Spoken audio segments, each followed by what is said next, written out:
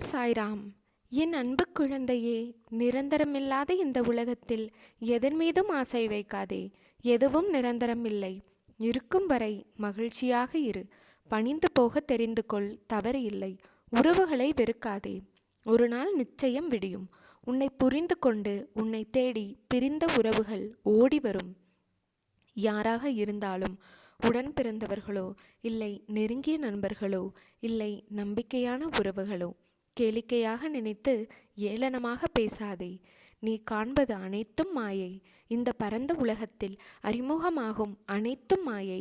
எதுவும் நிரந்தரம் இல்லை. விட்டு சென்றவர்களை நீ தேடி போக தயாராக இரு. தவறு இல்லை. ஒதுக்கி வைத்து பார்த்து ரசிக்க நினைக்காதே. உன் தலைமுறை செழிப்பாக இருக்க எதை வேண்டுமானாலும் செய்யலாம், தவறு இல்லை. உனக்கும் எனக்கும் பூர்வ ஜென்ம புண்ணியமில்லை என்றால் நாம் வாழும் வாழ்க்கைக்கு அர்த்தமில்லாமல் போய்விடும். உனக்கு குருவாக இருப்பதும் கூட அர்த்தமில்லாமல் போய்விடும். நீ செய்த தவறுகள், பாவங்கள் அனைத்தும் பூர்வ ஜென்ம புண்ணியத்தின் காரணமாக மன்னித்து உன்னை அதிலிருந்து விடுவித்து உன்னை எனது பக்தனாக செய்திருக்கிறேன். என் பிள்ளையே, காத்திரு. வாழ்க்கையில் நீ பயணிக்கும் தூரம் எவ்வளவு என்று பார்க்காதே. உன் முழு பயணத்திலும் உன் சாயப்பா உன்னோடே இருக்கின்றேன். நீ ஓடும் இடமெல்லாம் துன்பமும் கஷ்டமும் அவமானமும் உன்னை நிழல் போல் உன்னை தொடர்ந்த காலம் இப்போது உனக்கு கடந்த காலமாக போகிறது. வெளிச்சம் என்ற நிகழ்காலத்தில் நீ பேரொளியாக ஜொலிக்கப் போகிறாய். நீ வெற்றி பெறுவதற்கு என்ன விஷயங்களையெல்லாம் விட்டு கொடுத்தாய்? நீ சந்தித்த துன்பம், நம்பி உன்னை ஏமாற்றிய நபர்கள், சூழ்நிலை என அனைத்தும் உன்னை சூறாவளியாக சூழ்ந்த போதும் அதற்கு எதிராக போராடி மேலோங்கி நின்றாய். உன் மனதைரியம் எத்தகையது! மற்றவர்களின் பேச்சுக்கள் உன்னை அம்பு போன்று காயப்படுத்தினாலும் எழுந்து நின்ற நீ நிச்சயம் வெற்றிக்கு பெயர் கொண்ட ஆத்மாதான்.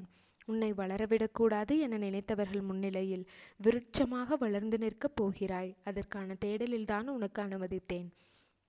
உன்னை மாயை, விதி போன்ற எதிர்மறை நிழல்கள் ஆட்டினாலும் உன் எதிர்மறை நேரம் உன்னையே உனக்கு எதிராக சந்திக்க வைத்த போதெல்லாம் அதையும் மீறி எழுந்து நின்றாய். என்ன கம்பீரம் என் பிள்ளைக்கு என்று நான் பூரிப்படைந்தேன். தேடிய விஷயங்கள் உனக்கு பதில் அளித்ததா?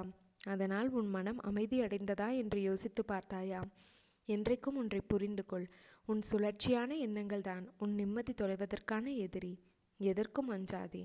மனதளவில் நொறுங்கி போய் உள்ளாய் என்பதை நான் உன் சாய்தேவா அறிவேன். நிச்சயம் உனக்கான காலம் விடியும். அதனால் நீ எதற்கும் பயப்படாதே, கலங்காதே. உன்னில் நிச்சயம் வெற்றி என்ற தீபத்தை நான் ஏற்றுவேன். நீ உன்னில் பார்க்கும் அனைத்துமாய் அகிலத்தின் ரூபமாய் உனக்கு நான் இருப்பேன்.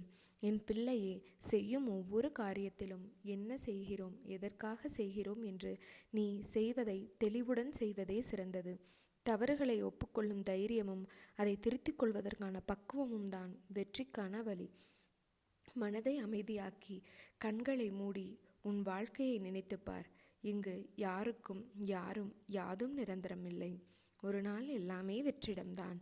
அப்படி இருக்கையில் ஏன் நீ இதற்கு போய் உன் மனதை போட்டு குழப்பிக் கொள்கிறாய்? ஏன் எந்நேரமும் அது கிடைக்கவில்லையே, இது நடக்கவில்லையே என்று புலம்பிக் கொண்டு இருக்கிறாய்? உனக்கு எது வேண்டுமோ, எந்த லட்சியத்தை அடைய நினைக்கிறாயோ அதை மனதில் கொண்டு செயல்படு. ஒரு நாள் கண்டிப்பாக அது உன்னை வந்து சேரும். அதுவரை எதற்கும் மனதில் கஷ்டப்பட்டு கொண்டு இருக்காதே. இருப்பதை கொண்டு சந்தோஷமாக வாழ். உனது எண்ணங்களை ஒருநிலைப்படுத்தி நம்பிக்கையோடு உன் கடமைகளை செய். நிச்சயம் நீ எதிர்பார்த்த அளவிற்கு மேல் உன் விருப்பங்கள் நிறைவேறும். அந்த காலம் வெகு தூரத்தில் இல்லை. நீ உன்னுடைய ஆற்றலையும் திறமையையும் வளர்த்து கொண்டால் இந்த உலகம் நிச்சயம் உன்னை தேடி வரும். நல்லது நடக்கும். என் பிள்ளையே, உனக்கு துயரத்தை தருவது இப்போதைய உனது நிலையல்ல, உனது தன்னம்பிக்கை குறைந்த தன்மை, அதாவது அவநம்பிக்கை என்பதை தெரிந்து கொள். உயிர் போனாலும் தானாக போகட்டும். இருக்கும் வரை தொடர்ந்து போராடு. கோழையாக அழுது புலம்பாதே. தலைவலியாக இருந்தால் என்ன, தலையே போகும் காரியமாக இருந்தால் என்ன? இந்த வாழ்க்கையில் இந்த ஒரு தரம் மட்டுமே இந்த கடினமான பாதையை கடந்து போகிறோம். நடுப்பகுதியை தாண்டி விட்டாய். இன்னும் கொஞ்ச தூரம்தான் சுமையை இருக்க வேண்டி இருக்கும். இன்னும் கொஞ்சம் அவகாசம்தான் சுமையை இறக்குவதற்கு. அதற்குள் அவசரப்பட்டு விடாதே. சோதனையை சகிக்கிறவன் பாக்கியவான். ஏனெனில் சோதனை காலத்தில் கடவுள் அவனோடு நீக்கமற நிறைந்திருக்கின்றார். பிரச்சனைகளை எதிர்கொண்டு போராட தயாராகிறவன் பாக்கியவான். யுத்த களத்தில் அவன் சார்பாக நான் நிற்கின்றேன். இழிவுபடும் போதும் சகித்து கொள்ளும் நீ பாக்கியசாலி. அதை நான் புண்ணியங்களாக மாற்றி உன் துயரங்களில் பங்கெடுப்பேன்.